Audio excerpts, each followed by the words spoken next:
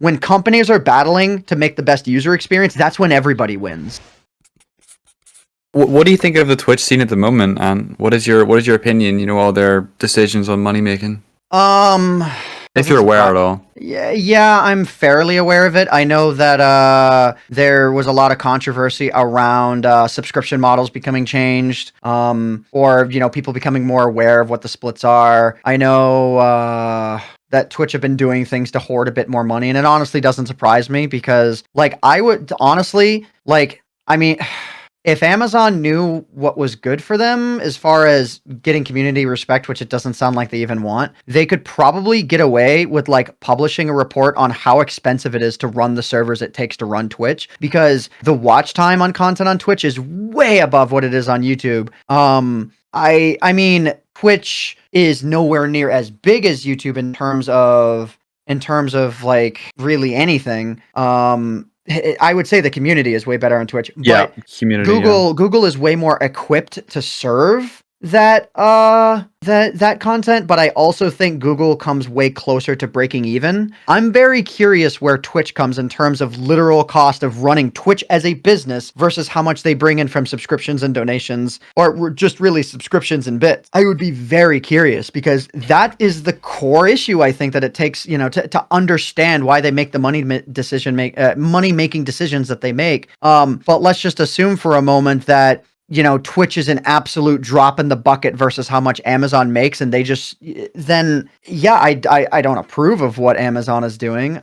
But ultimately, I feel like I don't feel like the Twitch community has it in them to make change of their own. They're just going to continue streaming on this platform. XQC is just going to continue doing slots because he can get away, because he can get away with it. The controversy surrounding it occurred, and ultimately, at the end of the day, if XQC makes clear what he's doing, it is kind of up to Twitch to stop him if they don't approve of what he's doing, or to put the right safeguards in place, because he does put 18 plus in his title. I think anyone who has 18 plus in their title should automatically get flagged for being mature content, and maybe XQC slots content does. And I've just since checked the box that says don't remind me. Who knows? But there's a lot of controversies that have been hitting Twitch, and a lot of it has been Twitch's fault. But I think I don't know. There's so many controversies around Twitch. They need to get that in order first. They need to maybe I don't know. They need to stop being so fucking out of touch. Mm-hmm.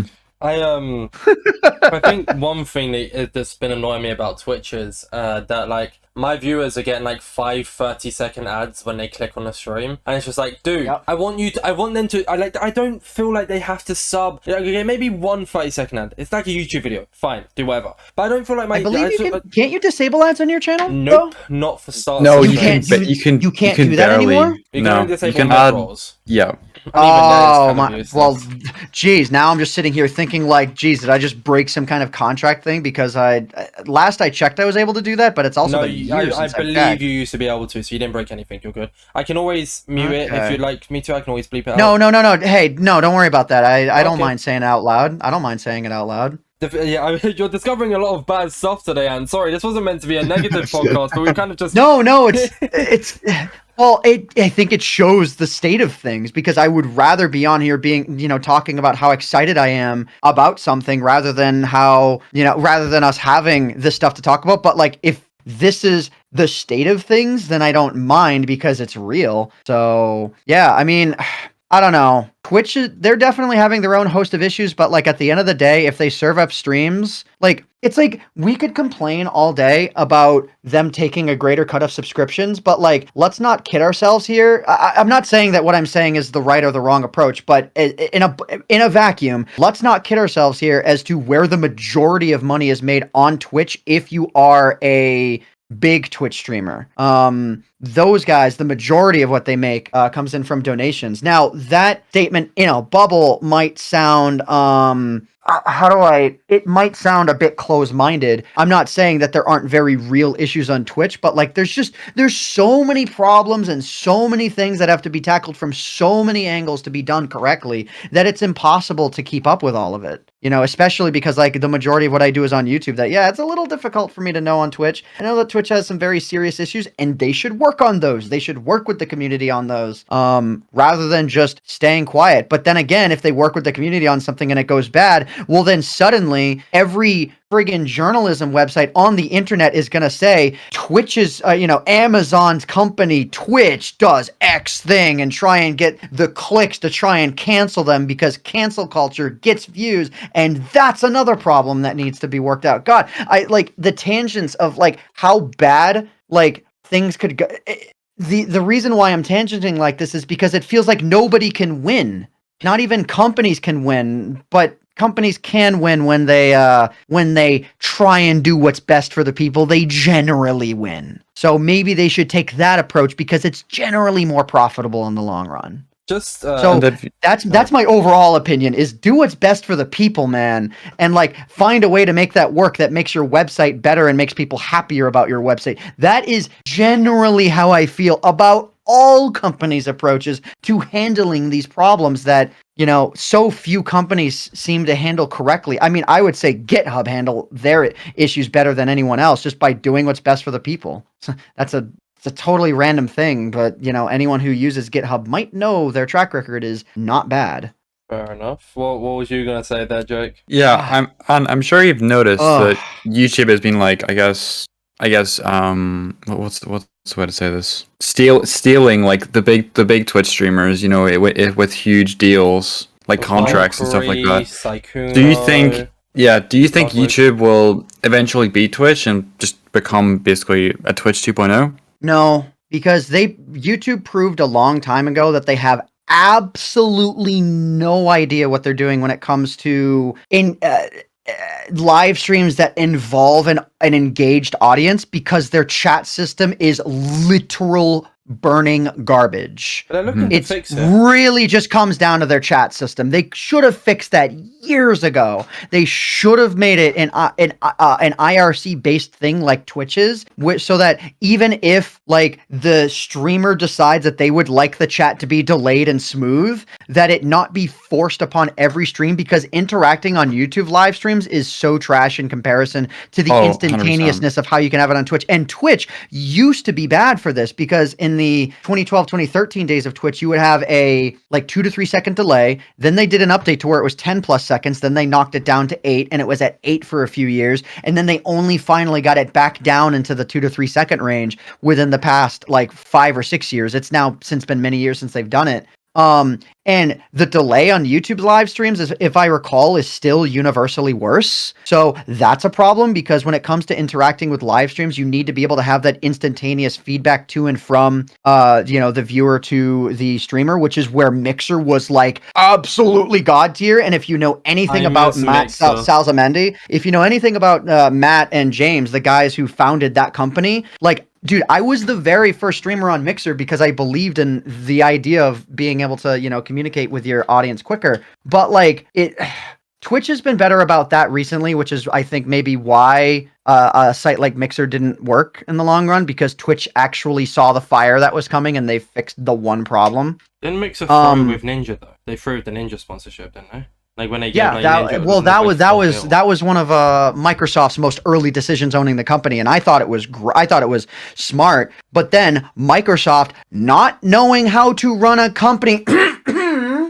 decided to let Mixer die. And then YouTube was like, hey, that's a good idea. And they started actually like making a bigger dent than Mixer ever did. But unless YouTube fixes the experience for viewers and makes it so that people can upload custom emotes, which they might be doing more of now, I don't know, is until they make it a better experience for the broadcaster and for the viewer, they're not going to snipe Twitch's audience, because the user experience on Twitch still kicks the dog crap out of YouTube. So the user experience on Twitch kicks the dog crap out of YouTube. I don't know. So much better as well. The chatters on Twitch are so much better. It's so fun. It's so fun. And there's so many different wildly varying communities. And it's so easy to like, I would say that Twitch could improve their recommended system a little bit, but even that's not been so bad. I mean, if I'm interested in a game, if I'm interested in a category, I can search it and I can generally find a laundry list of streamers that match what I'm looking for, which is great. But the actual inner communities between so many different chats vary so wildly. You've got the more individual communities, you've got the big streamer communities that crossbreed between each other, like,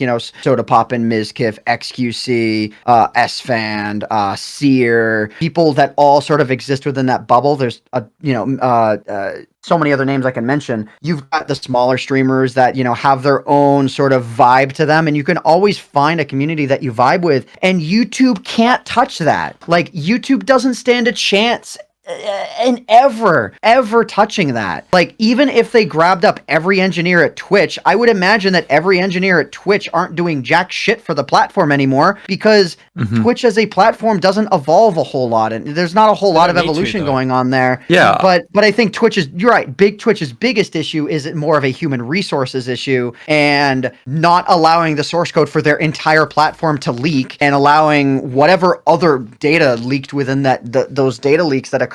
That, anyone who uses Twitch might know that there's a Google Chrome plugin that exists that a dude named Automade, where it shows what position they're in terms of revenue earned, because that entire laundry list leaked out of Twitch. So it became a big meme. Twitch needs to fix issues like that. But YouTube just needs to be a good platform in general if they want to stand a chance. It's like Twitch is battling their own problems, but the problems that YouTube battle are very much from a core usability standpoint, but Twitch is battling a human resources and just a humanity problem. They're on a different plane. Twitch is absolutely dumpstering YouTube in terms of the experience of chatters and the experience of the relationship between streamers and chatters. And until YouTube fixes that, they don't stand a chance. And at least in the gaming space, I would say there are many other spaces they do very well in, and they should just continue to improve their platform. And I'll be excited. I'll be excited if one day they ever are actually lighting a fire under Twitch's ass for them to improve their platform, because that's when companies are battling to make the best user experience, that's when everybody wins. That's the best stuff though as well, because if the companies are growing because they're battling, then so do the streamers and viewers. Because right now, I'm not going to name drop people, but there's so many streamers who are just literally going live for about 2 hours, eating food and watching a TV show. Imagine if YouTube and Twitch are cracking down and start fighting against each other to the point where it forces streamers to start really? Because if people want to make that content and it's laid out clearly for the incoming viewers as to what that content's going to be about, and if the viewership is there and it's not explicitly breaking the law or terms of service, then it should be allowed to exist. Maybe they shouldn't so readily promote it, but why shouldn't that content exist? I was more saying maybe the motivation to force these streamers maybe into start making more, I don't know, the gameplay content that some streamers used to do, and now they kind of just sit down and watch shows. I thought if the platforms were kind of growing and fighting each other, that might force them back into gameplay content. I don't know, but I get what you're saying actually. Yeah, my point there was a bit scuffed, so yours makes a lot more sense. No, it's okay. I think I get what you're saying. I just don't think that the content on Twitch is necessarily the issue, but it's more the presentation and Twitch has a really awful issue with being entirely two-faced with how they ban people. So that's an issue they really should work out. Yeah. So, okay, if that's what you mean in terms of what they punish for on the platform, then absolutely. They have so many issues to work out there that they've done nothing about for years, complacency seems to be a running theme among these multi-trillion-dollar giga companies that run services like Twitch. And nobody at Twitch has any motivation to do anything anymore because they're not fighting for their own survival, because they're owned by these giga corporations. I guess right. So it's a lot more there. Yeah, that's what I was trying to get at. I kind of just worded it very poorly. So thanks for that. Yeah.